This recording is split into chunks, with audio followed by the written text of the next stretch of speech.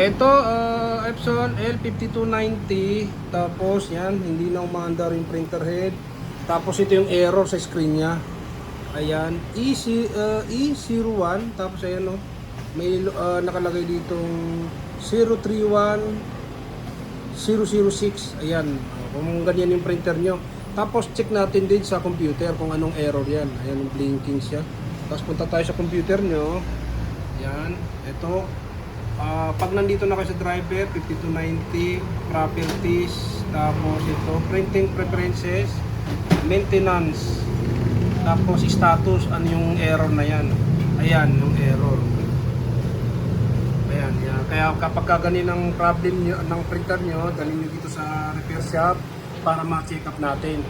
Possibility na may flex na problem or mismong yung fuse or board yan.